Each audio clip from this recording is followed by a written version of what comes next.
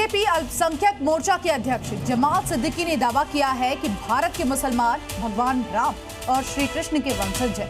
अब उसके इस बयान पर लगातार आप देखिए तरह तरह की प्रतिक्रिया आ रही है। कोई ये कह रहा है कि जमाल सिद्दीकी सत्य कह रहे हैं, तो कोई ये कह रहा है कि उन्होंने इस्लाम का कोई भी उनके पास ज्ञान ही नहीं है। एक रिपोर्ट दिखाते हैं आपको।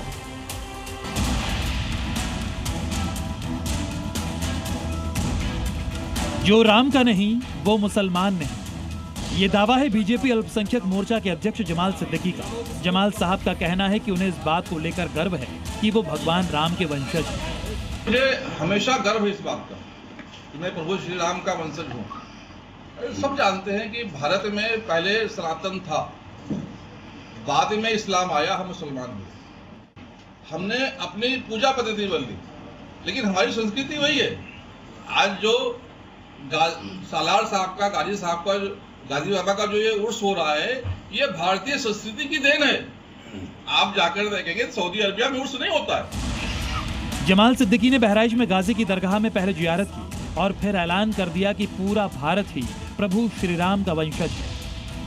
पहले सनातन था, पहले यहाँ हिंदू धर्म था और हम बाद में कन्वर्ट हुए। ऐसे 2, 4, 10 लोग ही होंगे जो बाहर से आए हैं, हम सब यहीं के हैं।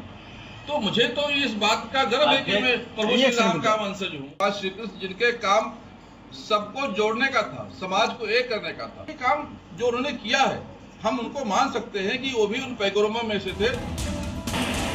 भारतीय जनता पार्टी से अल्पसंख्यकों को जोड़ने के मिशन में लगे जमाल सिद्दीकी के इस बयान पर बवाल तय था और ऐसा हो भी गया। और यदि हिंदुओं की, या हिंदुस्तानियों की भाषा, और तुम्हारे भी पूर्वज हिंदू हैं, यदि हमारी भाषा हिंदी है, संस्कृत है, तो उसका भी सम्मान करना चाहिए। आप इस बात को समझ लीजिए। इस देश का संविधान सेक्युलर इसीलिए है क्योंकि देश में हिंदू बहुसंख्यक है। नासिर खान की विचारधारा के लोग रहते, ये भी कट्टरपंथी कोई मुसलमान देश बन जाता। जमाल सिद्दीकी साहब ने बिल्कुल सही कहा, महिलाओं को आगे आने देना चाहिए, उन्हें पढ़ने देना चाहिए। वैसे जमाल सिद्दीकी भारत के अकेले मुसलमान नहीं हैं जो खुद को भगवान राम से जोड़ रहे हैं। ऑल इंडिया मुस्लिम जमात के अध्यक्ष मौलाना शहाबुद्दीन बरेलवी ने जमाल सिद्दीकी को समर्थन दिया है। उन्होंने कहा कि भारत का मुसलमान पहले हिंदुस्तान का ही बाशिंदा था और बाद में इस्लाम को स्वीकार किया। हिंदुस्तान का इतिहास और हमारा इतिहास, इस्लामी इतिहास, इस बात की गवाही देता है कि भारत में जो इस्लाम फला और फूला, ये कोई बाहर से लोग नहीं आए। बाहर से आने वाले लोगों की तादाद बहुत मामूली थी। गाजी की दरगाह से उठी बात अयोध्या धाम तक पहुंच गई। हनुमानगढ़ी के महंत से लेकर हिंदू धर्म गुरुओं ने इस मुद्दे पर अपनी प्रतिक्रिया दी। भारत में रहने वाला, चाहे वो ईसाई धर्म के मानने वाले हों, चाहे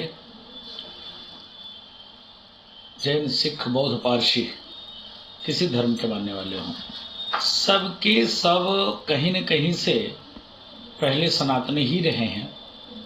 चाहे वो चादर और फादर, विशेष तरीके से ये लोग हैं जो किसी कारणवश, चाहे तलवार के बल पे, चाहे लालच के बल पे, धर्मांतरण लोगों ने किया है। लेकिन ये बहस यहीं पर खत्म नहीं होने वाली है। इस बात में किसी को संदेह नहीं है कि भारत राम और कृष्ण की भूमि है और यहाँ के लोग कभी न कभी इन 2 अवतारों से जरूर जुड़े होंगे। लेकिन बड़ा सवाल ये है कि क्या देश के चंद मौलानाओं और मुसलमानों से भारत के 20 करोड़ मुसलमान सहमत होंगे? ब्यूरो रिपोर्ट, जी मीडिया। जी न्यूज़।